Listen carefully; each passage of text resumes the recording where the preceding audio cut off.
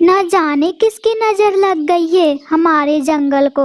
हम सब पक्षी कितने अच्छे से जिंदगी गुजार रहे थे, कभी भी डर नहीं था। लेकिन जब से पहाड़ों वाले गुफा में उल्लुओं ने बसेरा किया है, तब से हरदम डर सा लगा रहता है। न जाने वो कौन सी मनुष्य रात होगी जब उल्लुओं ने पक्षियों पर हमला करेगा। हाँ टूनी बहन, तुमने सही कहा। अगर हम सब इस जंगल को छोड़ देंगे तो अच्छा रहेगा। क्यों ना हम सब दूसरे जंगल में चले जाएं। इससे अच्छा होगा उल्लू के हाथों से मरने से पहले हम सब इस जंगल को खाली कर देते हैं। जब से उल्लू इस जंगल में बसेरा किया है, हरदम डर सा लगा रहता है। न जाने और कितना डरना होगा इन उल्लुओं से। जंगल के जितने भी सारे पक्षी थे बहुत ज्यादा परेशान थे, क्योंकि उस जंगल में उल्लुओं का परिवार आ गया था। बस उसी दिन से सब पक्षी बहुत ज्यादा परेशान हो गए थे।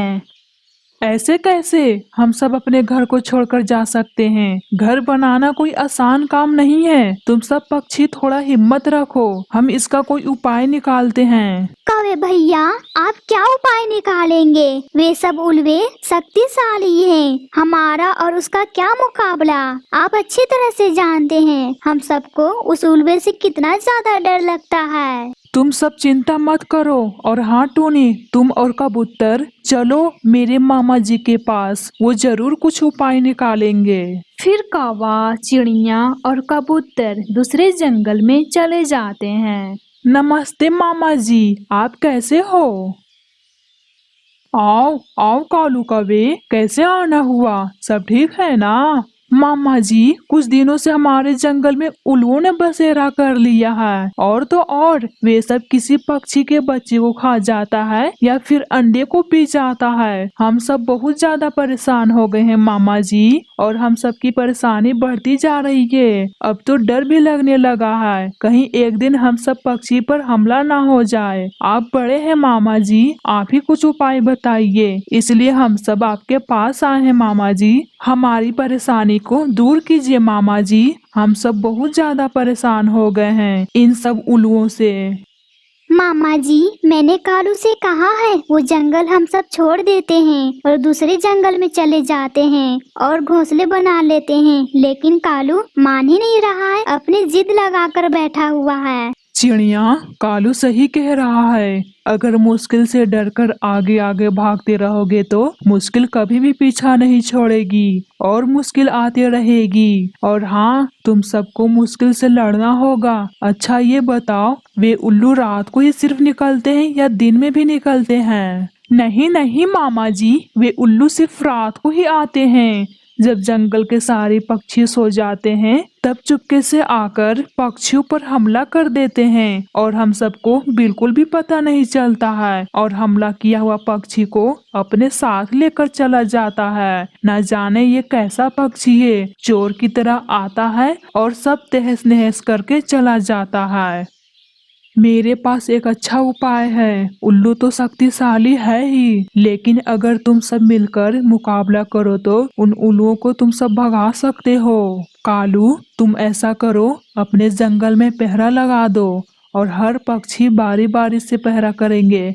जैसे ही पहरा करने वाला पक्षी उन उल्लुओं को आता देखकर वो शोर मचा देगा। इससे सब पक्षी इकट्ठे हो जाएंगे और ये सब देखकर उल्लू भाग जाएगा। मुझे पूरा यकीन है उल्लुओं के मन में डर बैठ जाएगा। फिर एक दिन ना एक दिन हमेशा हमेशा के लिए जंगल को छोड़कर वे उल्लुए भाग जाएंगे। किसी ने सच ही कहा है, बड़े लोगों की बातें बड़ी ही होती है। मुझे मामा जी की ये बात बहुत ज्यादा अच्छी लगी। हम सब ऐसा ही करेंगे मामा जी। फिर तीनों पक्षियाँ वहाँ से अपने जंगल में चले जाते हैं। फिर सब पक्षी इकट्ठे होकर बातें करते हैं। कालू, अब क्या होगा? कौन सा पक्षी पहरा देगा? टूनी, ऐसा कर दो, हर दिन रात को मैं पहरा दे दिया करूँगा और तुम सब पक्षी मुझे हर दिन भोजन ला कर दे देना। और वैसे भी दिन को मुझे बहुत ज्यादा नींद आता है और रात को मुझे नींद आता ही नहीं है, इसलिए मैं पहरा दिया करूँगा। ये तुमने अच्छा किया। और वैसे भी तुम तो बहुत ज्यादा होशियार हो, ये काम तुम अच्छे से कर लोगे। और वैसे भी पहले तुम कौन सा अपना भोजन ढूंढ कर खाते थे, हरदम तो दूसरों से ही भोजन मांग कर खाते थे। और तुम्हारी पत्नी नैना को ये बात सुनकर मजा ही आ जाएगा और उसे हर दिन नई नई चीजें खाने को मिलेंगे। कालू कौवा ये बात सुनकर मन ही मन बहुत ज्यादा खुश होता है। तब कालू, आज तुम रात को पहरा दोगे? हाँ हाँ बिल्कुल, मैं पहरा दूंगा। आज से मेरी ड्यूटी शुरू हो गई है। तुम सब बेफिक्र होकर सो जाना, लेकिन तुम सबको मेरी चीखें ज्यादा सुनाई देगी तो जल्दी से आ जाना। ऐसा ना हो जाए कि वे उल्लू मुझे ही उठा कर ले जाए और मेरा काम तमाम कर दें। फिर सब पक्षी वहाँ से अपने अपने घर चले जाते हैं। नैना नैना और नैना, आज तुम्हारे लिए सरप्राइज है नैना। कालू जी जल्दी बताओ, मेरा दिल बहुत छोटा सा है, अब मुझसे इंतजार नहीं होता। नैना, पहाड़ों वाले उल्लुओं ने हमारा भला ही कर दिया है। कालू जल्दी बताओ या पहेलियां ही बुझाते रहोगे। सारे पक्षियों के आंख से आंसू टपक रहे हैं और तुम बोल रहे हो भला ही कर दिया है। पहेलियां बुझाना बंद करो और सीधे सीधे बताओ तुम कालू। फिर कालू कौवा नैना को सारी बात बता देता है। वाह कालू वाह, आज तो तुम पहली बार अच्छा सौदा करके आए हो। अब खाने को हर दिन रंग बिरंगे भोजन मिलेंगे। तोते का अमृत सोचकर मेरे मुंह में तो अभी से ही पानी आ रहा है। आज तुमने पहली बार अच्छा काम किया है कालू। अब मुझे पहरा देने जाना होगा, मेरा ड्यूटी आज से शुरू है। कालू जी मैं अकेले घोंसले में नहीं रहूंगी, मुझे रात को बहुत ज्यादा डर लगता है। मैं भी साथ में चलूंगी। ऐसा ना हो वो उल्लू मुझे अकेला देखकर मुझ पर हमला कर दे। फिर दोनों पक्षियाँ वहाँ से दूसरे जंगल में चले जाते हैं और एक पेड़ पर जाकर बैठ जाते हैं। कालू जी मेरे पंखों में तो दर्द हो गया है। तुम्हारा सौदा इतना ज्यादा भी अच्छा नहीं है, हम कैसे देंगे पूरी रात पहरा। रात गुजरती है। उल्लुओं का परिवार अपने शिकारी पर जाने की तैयारी करते हैं। आज मेरा मन किसी चिड़िया के अंडे के खाने को मन कर रहा है। ऐसा लगता है अगर चिड़िया के अंडे मिल जाता तो मेरा मन हल्का हो जाता। और मुझे कौवे का अंडा खाने को मन कर रहा है। मुझे कौवे का अंडा मिल जाता तो मेरा भी मन हल्का हो जाता और ताजा ताजा भी महसूस करता। तो फिर चलो, और वैसे भी बहुत देर हो गई है, चलो जल्दी। फिर वे सब उल्लू जंगल की ओर चल पड़ते हैं। कालू, ओए कालू, वो देखो सामने, जैसा लग रहा है हमारे जंगल की तरफ कोई पक्षी आ रहा है। कहाँ, किस तरफ? मुझे नहीं दिखाई दे रहा है। वो देखो सामने। अंधे हो क्या? मुझे नजर आ रहा है, तुम्हें नजर क्यों नहीं आ रहा है? गौर से देखो तुम, अब दिखाई दिया तुम्हें?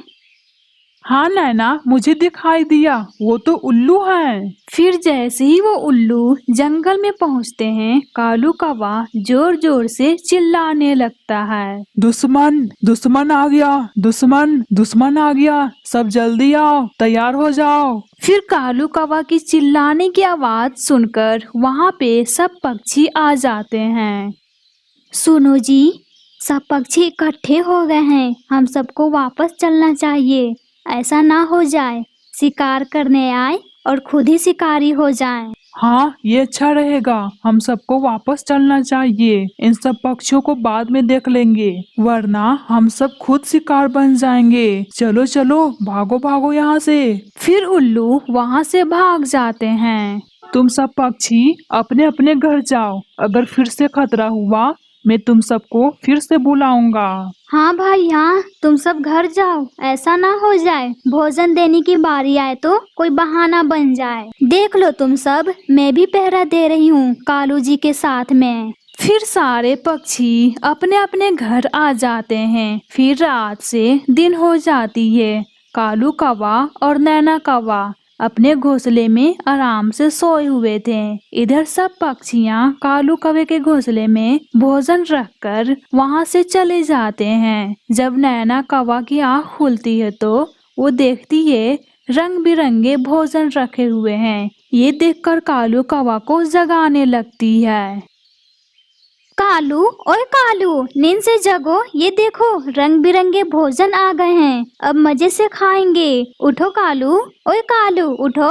फिर कालू कौवा नींद से उठकर भोजन खाने लगता है। फिर दोनों भोजन खाकर फिर से सो जाते हैं। मुझे तो बहुत दिनों के बाद अच्छे से नींद आई थी। भला हो कालू के मामा जी को, जिन्होंने इतना अच्छा उपाय बताया। वैसे टूनी चिड़िया, इस ड्यूटी पर कालू कौवा और नैना कौवा दोनों बहुत ज्यादा खुश होंगे। वो तो पहले से दूसरों का भोजन चुरा कर खाते थे, अब तो उन दोनों को घोंसले में ही मिलेगा भोजन। जो भी हो मीठी तोता, कालू की वजह से मेरी टेंशन खत्म हुई। फिर से रात हो जाती है। चल नैना, फिर से ड्यूटी पर। कालू जी, मैं जरूर चलूंगी, वो मैं भोजन थोड़ा ज्यादा खा लिया था। फिर वो दोनों जंगल की ओर चल पड़ते हैं और उसी पेड़ पर जाकर बैठ जाते हैं। जैसे ही आधी रात गुजरती है, वो उल्लू भी फिर से जंगल की ओर आते हैं और दूर आकर एक पेड़ पर बैठ जाते हैं। वो पक्षी आज भी फिर से जगे हुए हैं। मुझे ऐसा लग रहा है वो पक्षी पहरा दे रहे हैं। कालू कौवा और नैना कौवा उन उल्लुओं को देख लेते हैं। कालू जी, देखना मैं इन सबको कैसे भगाती हूँ। तुम्हारी पत्नी बहुत ज्यादा चालाक है, बस थोड़ा सा नाटक करना होगा। नैना, वो कैसे? तुम चलो मेरे साथ, उन उल्लुओं के सामने वाले पेड़ पर बैठ जाते हैं और ये जाहिर करेंगे हमने उनको नहीं देखा। इससे क्या होगा नैना? तुम सिर्फ चलो मेरे साथ। वो दोनों पक्षी उल्लुओं के पास वाले पेड़ पर जाकर बैठ जाते हैं। कल तो वे उल्लू बचकर चले गए थे, लेकिन आज आने दो उन्हें। मैं तो उल्लू की पत्नी का खून पीऊंगी। आप सब तैयार हैं ना कालू जी? हाँ हाँ, हम सब तैयार हैं। उल्लू पति जी, भागो यहाँ से। ये सब पक्षियाँ हम सब पर ही हमला करने वाले हैं। अगर इन सब पक्षियों के हाथ लग जाएंगे तो हम सब का अनार का जूस बन जाएगा। भागो भागो यहाँ से। उल्लू पति जी, भागो यहाँ से। क्या सोच रहे हो आप? फिर वे सब उल्लू वहां से डर के मारे हमेशा हमेशा के लिए भाग जाते हैं और फिर सब पक्षी खुशी खुशी से सब साथ में जीवन बिताने लगते हैं। लेकिन कालू कौवा और उसकी पत्नी को भोजन मिलते रहता है।